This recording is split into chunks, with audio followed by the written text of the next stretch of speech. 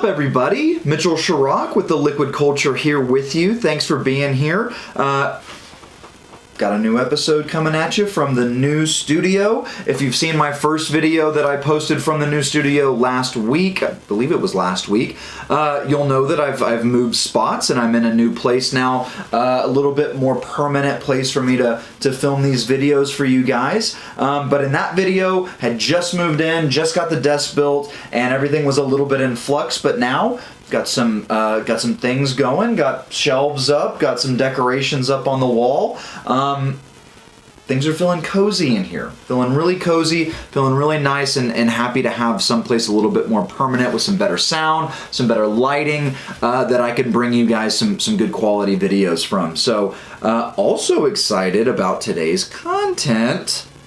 Gonna do a fun pairing, maybe an unusual pairing for some of you, but a pairing that is one of my personal favorites. Pulled a few bottles of whiskey off of the old whiskey shelf and pulled out a couple bars of dark chocolate from one of my favorite chocolatiers. Well, yeah, one of my favorite chocolatiers in the U.S. here. And it'll be fun. It'll be a fun little pairing. We've got some specific chocolates with some specific whiskeys, so hope you guys are going to enjoy. So stick around. It's going to be fun. The Liquid Culture. Alright guys, so I cleared some space here, got the whiskey in the glass and the chocolate kind of busted up and onto a tray here to make things easier so we can get through this a little bit quicker. First thing, so if you watched my last video from the new studio, you'll know it's January. Actually, today is, what's today? January 9th.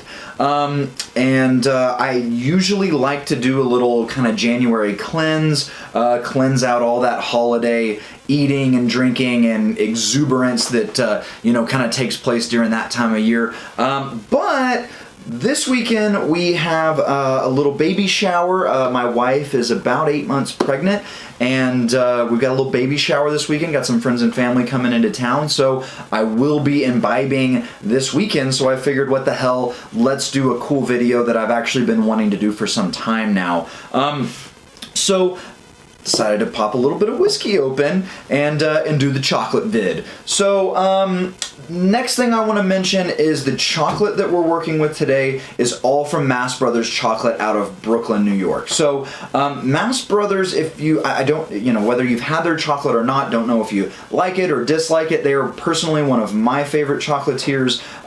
Actually, Mast Bros was one of the first chocolates that I really kind of tasted that got me into better quality chocolates and really seeing what kind of depth of flavor and different textures that you can get out of small batch bean to bar chocolate. Having said that, some of you may know, you may not know. If you go to Google Mast Bros, this might pop up. So Mast Bros got into a little bit of hot water back in 2015 when somebody decided to write a big article about how Mast Bros was really not exactly what they claimed that they were doing. They weren't exactly, bean to bar, but, they were actually, in fact, buying already made chocolate, packaging it as their own, and selling it at a high price. To me, that can be a little bit tricky in terms of whether or not you agree with a practice like that. I would say for me, that is it's a pretty common practice for and really another type of luxury item, and in fact an item that we're going to be tasting today, and that's whiskey, bourbon whiskey, and in particular a lot of bourbon distillers, when they're first getting off the ground, they want to put some product out. They don't have a stock of 6-year-old, 8-year-old whiskey, and they've got to buy whiskey from somebody else, put it in a bottle under their name. Obviously, it's been quality controlled by them. They want it to be a product that really kind of matches their ethos and what they want their product to be, but they don't necessarily make it, they don't make it.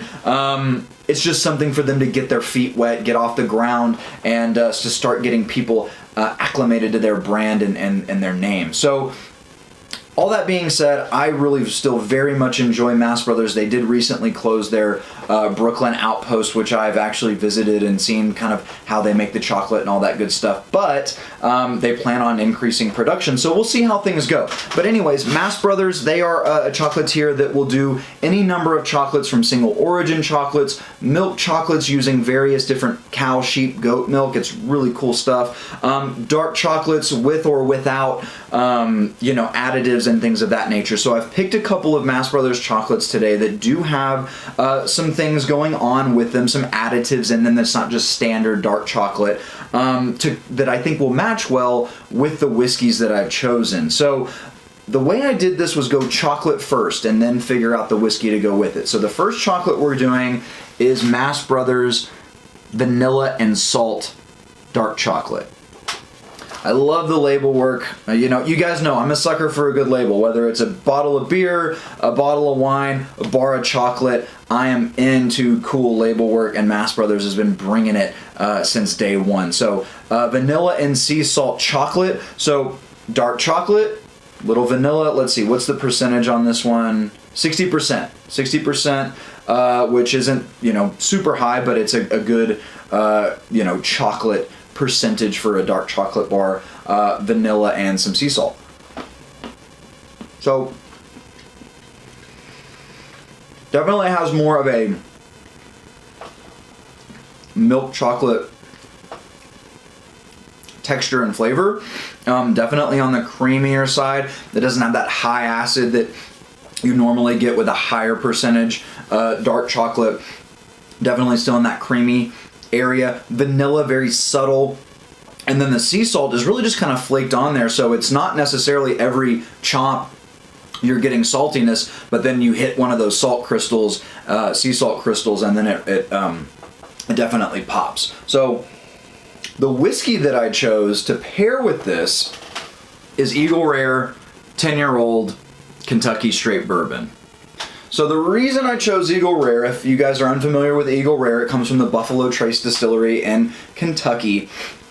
And in fact, Eagle Rare is the same mash bill bourbon as the standard Buffalo Trace bourbon offering. So it's their mash bill #1, which means a very low percentage of rye built into the overall mash bill, high percentage of corn.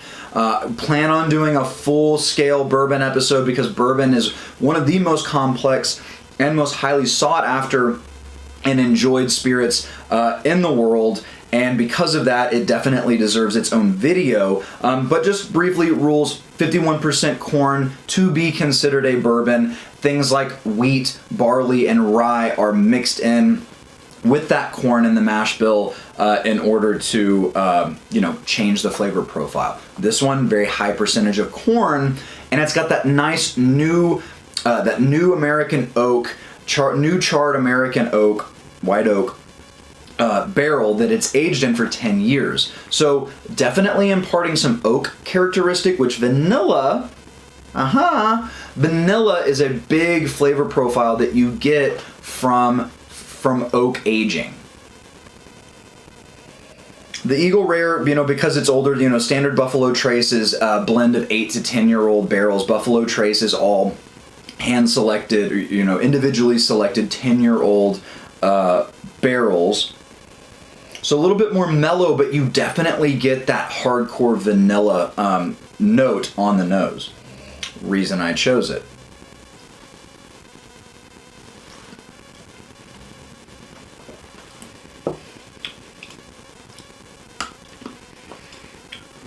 So yeah.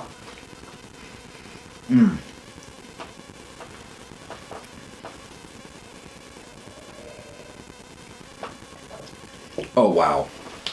Yeah, that plays right there. Guys, actually, full disclosure, did not try these with each other.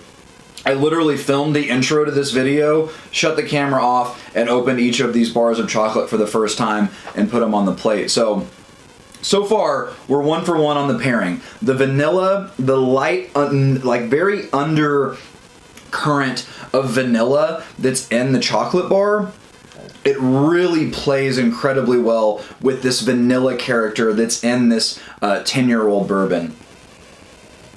You know, this thing's got some other things like brown sugar, which also play with the chocolate nicely.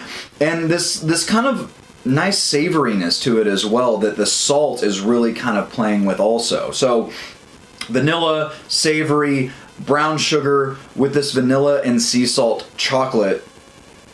Really, really good start to the episode here, guys. I'm not gonna lie. Up next, we have the Mast Bros Rye Chocolate.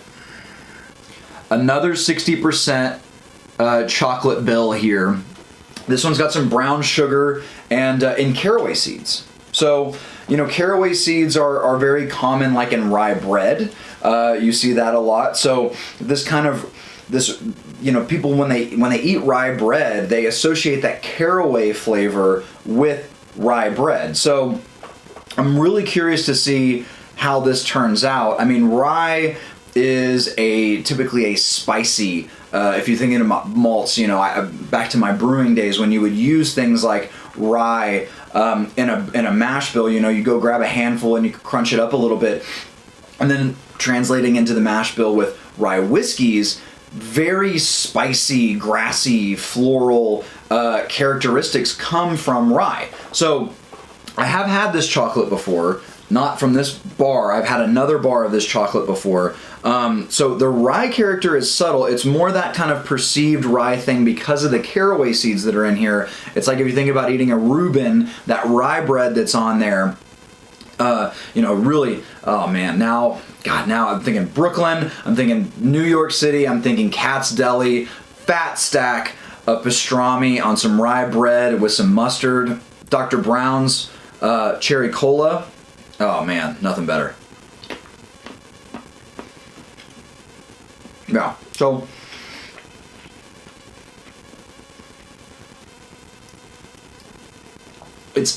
there's not actual rye grain in this chocolate, but that caraway seed is in there. It's really, really fun. God, this is a quintessential New York chocolate bar in my opinion.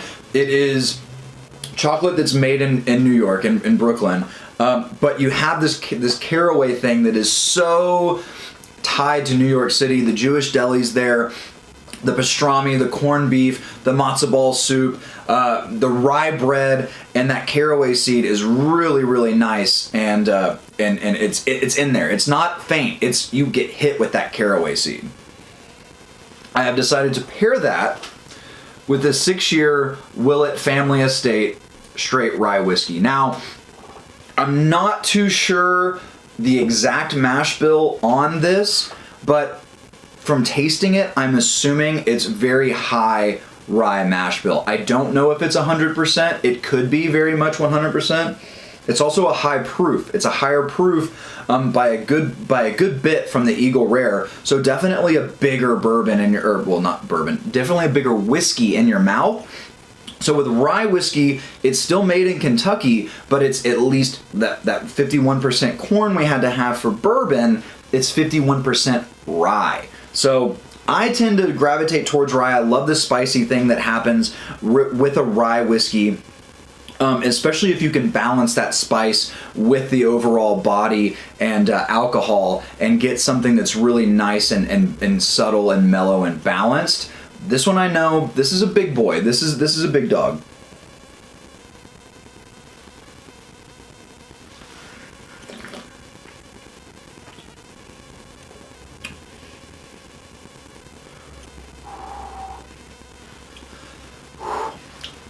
Alcohol's big on this one, but still incredibly well balanced. The flavor profile with this whiskey is incredibly nice. Now, both of the first two, I have to apologize, they're a little bit tougher to find, but I would say for the Eagle Rare, a good substitute is your standard Buffalo Trace. For the Willett, you know, that one's even tougher to find right now than the Eagle Rare. The 6-year, really nice age on it, and this is Willett that came from, that Willett made themselves. So Willett was in that category of buying whiskeys, bottling them, and selling them, whiskeys that were already made from other places. So they needed to do that to get off the ground. This current Willett, these ryes, it's 4, 6, and 10 year offerings, I believe, that they put out.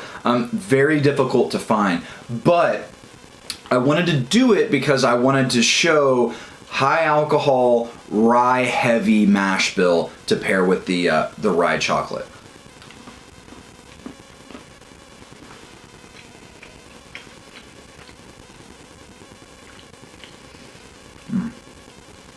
I just love how pungent that caraway is.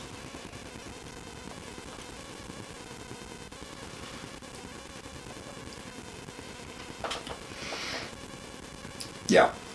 Crunch up a little morsel of chocolate, leave a bit on the palate, and then go to take a sip of the rye whiskey. Really, really nice. It almost takes on this rye bread quality. This Willet has some like bitter almond, almost marzipan type things that are going on with it that are, again, really nice pair. Like, I would honestly love for this rye chocolate bar to have some like almond bits in it, but really eating this chocolate with taking a sip of this whiskey, you almost get that effect like this is an almond chocolate bar. It's a really, really cool play. I think I like the vanilla with the Eagle Rare pairing a little bit better. I think that's a little bit kind of edges out the rye pairing at the moment. Let's see how the last one goes. Mast Bros smoked maple chocolate. Chosen to pair this guy with a Scotch. Makes sense, right? Scotches are smoky. You get that smoky peat characteristic with really all Scotch. Now, I am not a huge fan of the really smoky Scotches, the big peaty stuff from Islay and places like that. I usually go for more of a single malt Highlands Scotch, which is why I've got the Macallan here. So now this is, it doesn't have to go this high end. This is Macallan 15 year. I'm a huge fan of Macallan in all age ranges. I think that if usually when I like to give recommendations for Scotch for people who are new to Scotch or getting into Scotch, I like to suggest something on that Highland side, that lighter, less smoky area for Scotch. And in that 10 and 12 year age range, I've got the 15 year. I figured, you know what, I'm breaking the January cleanse, let's just go all out and do the good stuff. So that's what I did. Smoked maple chocolate with a slightly smoky 15-year-old Scotch. Really curious. It does have the Macallan does have that nice smoky characteristic that is so reminiscent of Scotch, but it's not like a campfire. There are some Scotches that you pour into a glass and this whole room fills up and smells like a damn campfire. This Macallan 15 has that slight hint of that smoky quality, but not overpowering. Let's see how smoky this chocolate is. I have not had this smoked maple Mast Bros chocolate before.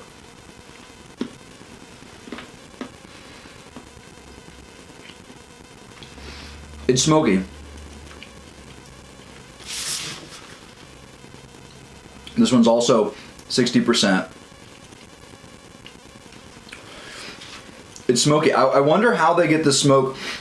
I'd be curious if that's liquid smoke in there or if they use an actual smoked maple syrup, which you can absolutely find smoked maple syrups on the market. They're actually pretty incredible. Shout out to my man Ryan Hand, made me a smoked maple old fashioned at a Christmas party at his house this holiday season, and it was killer. I'll bet smoked maple syrup went into this to keep it as kind of natural as possible without using anything like liquid smoke or something like that. It's there. It's definitely there. You can taste it.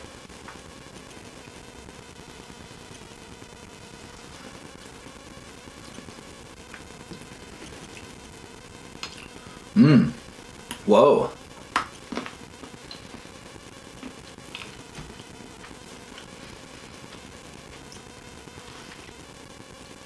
It's wild. The smoked maple chocolate is actually bringing down the kind of caramel characteristic that the Macallan normally has on its own. And it's almost like coming into this middle ground of sweet and savory somehow.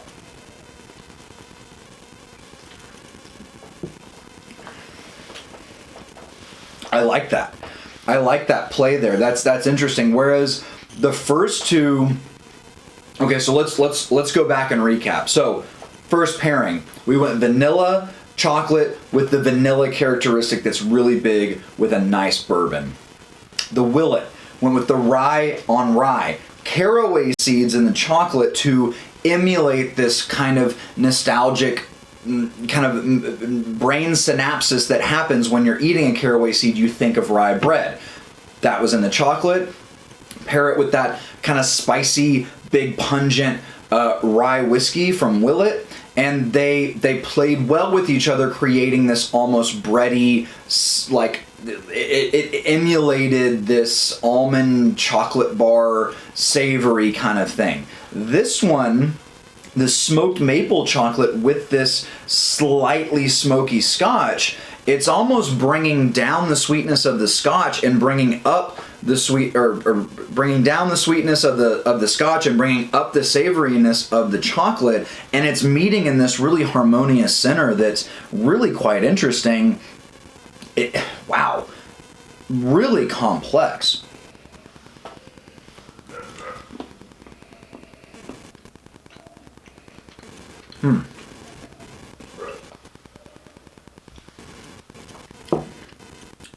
That is wild.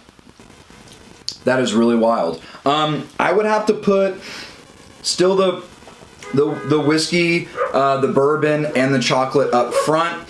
This the rye thing is really interesting, and then the last bit, the weird savory sweet thing that happened with the scotch and the smoked maple chocolate was really, really interesting. So this went about as well as I thought it would.